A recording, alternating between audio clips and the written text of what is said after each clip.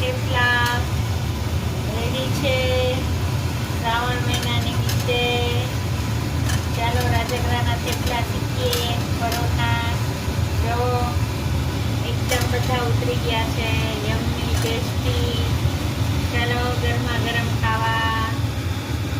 અંબા શ્રાવણ માસ નિમિત્તે રાજગરાના થેપલા પરોઠા.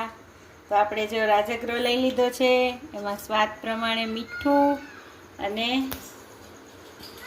હવે એક આપણે નાનું બટેટું એમાં ખમણીને લઈ લેશું. થોડુંક આદું કટકો લીધું છે મેં, ઝીણો કટકો, અને થોડાક કોથમીર. અને હવે આપણે થોડું થોડું પાણી એડ કરી અને એનો લોટ બાંધી લેશું.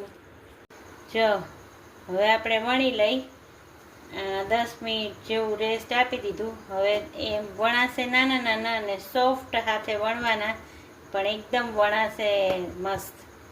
અને આ અટામણ પણ મેં રાજગરાના લોટનું જ લીધેલું છે. હવે આપણે એને શેકી પણ લઈએ. જો ત્યાં મસ્ત થઈ ગયા ને, તો તમે પણ આમ કરજો, એકદમ મસ્ત બને છે. જોયું, એક પછી એક એકદમ યમ્મી ટેસ્ટી રેડી છે આપણા રાજગરાના થેપલા.